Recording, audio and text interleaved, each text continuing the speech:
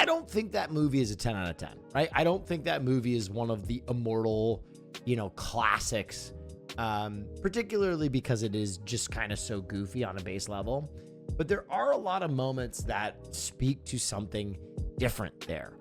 And especially for young people, the concept that I relate to the most heavily in that entire film is this like need for validation, and higher education breeds this like very immediate sense of like validation, right? If you get into the right school, if you that's very cool. Very are cool around movie. the right people, if the right people sign off on you being smart, talented, whatever, that's the only time you really kind of get to enjoy that feeling. It's crazy how that works, right?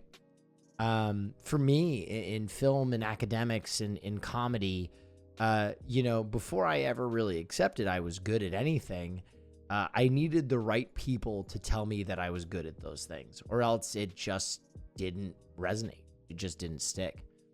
And so for particularly high school age people, college and the college admissions process takes on this massive import where you truly feel as though college is going to define the rest of your life. There's actually a line where he pulls out the college admission slip and goes, "This is the rest of my life." And that's such a crazy thought, that 4 years of your life is going to define the rest of it. And I think for a lot of people, it does, but not because their fate is etched in stone like some kind of ill-begotten prophecy, but rather because they resign themselves to that. They resign themselves to whatever happens in college, or where I go to college, or what I study in college is what defines me. And that's what I have to be, and that's what I have to do, and yada, yada, yada. When it's anything but. I think most of us, sadly, if we are lucky enough to go to college, our studies and our education will seldom overlap with what it is we choose to do with our life, or what we go out and pursue as our passion and as our career. And so it's very strange that we put so much import on this as young people. And to my young people, I say, it's so hard to get perspective on the next 50 years of your life when you've only lived 10. You don't even know what that looks like. You're 17, 18, 19 years old.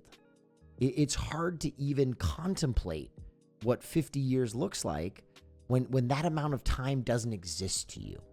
Like, really think about it. It doesn't exist to you. You cannot picture it.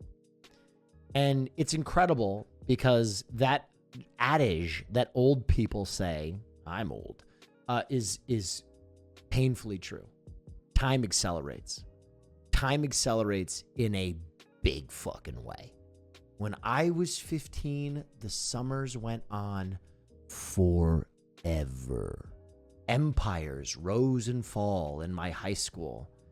Groups of immortal friendships were spawned and burnt within months. It just feels like that period of time goes on forever. And then you get a little bit older and you can't believe it's winter, spring, summer, fall, winter, spring, summer, fall, winter, spring, summer, fall. It's like you miss some. You're like, oh my God, Jesus Christ. I missed summer. Now, this is especially true in the COVID area. My God. Are you kidding me? I was in a fucking time warp. I lost years of my life. I felt like I hopped in a goddamn DeLorean and hit 88. And I was just on the other side of 2 years. You know what I mean? Oh my. What the fuck? Just a blur. So, I think what this film illuminates is another thing that is really important. no matter where you go, no matter where you end up, Oh yeah, wow. there's a that's very piece cool. of your home that you're going to carry with you, the good and the bad.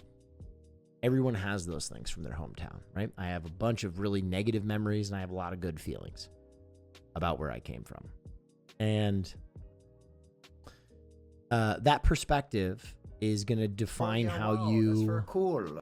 how you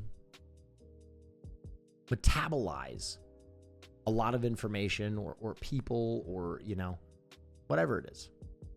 And as much as you try and run from that, it's always going to be a part of you, you know? I still wear slip-on like dress shoes all the time from Stubbs and Wooten, and I wear a lot of suits. I mean, not on stream, but in my private life, because I was raised by a, you know, my dad's 92. My dad's 92 years old. He's a fucking old Depression baby. He wore a suit to everything when I was growing up. And I carry that. And a lot of people are like, Oh yeah, you know, wow. That's very man, cool. you are so Neff- fucking stuffy. What the fuck is, you know, like what the preppy fuck is going on with you? But it's a part of me.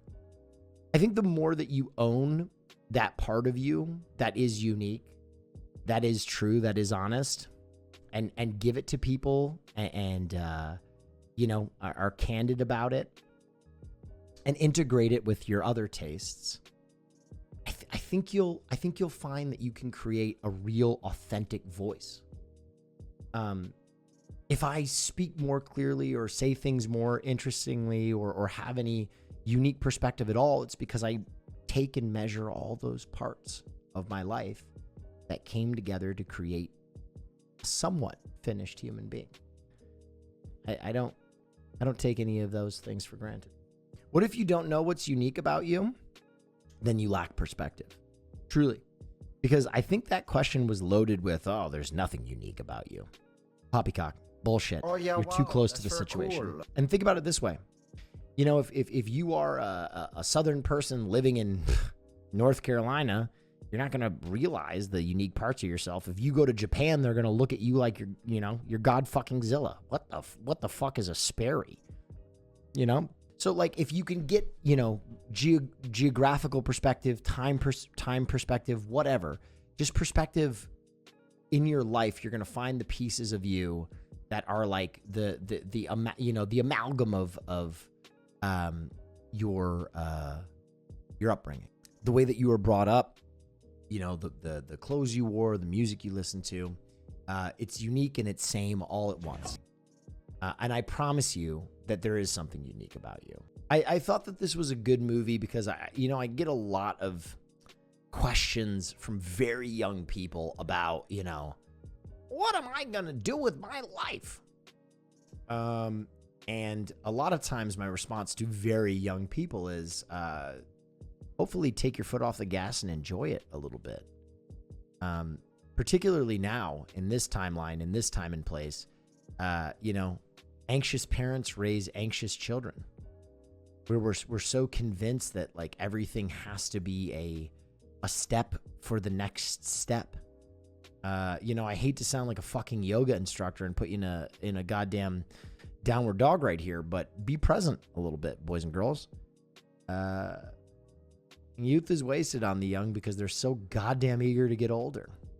I digress. I hope you enjoyed film night. I hope you had a good time. I hope you take something away from it. I hope you laughed. That's what it's all about.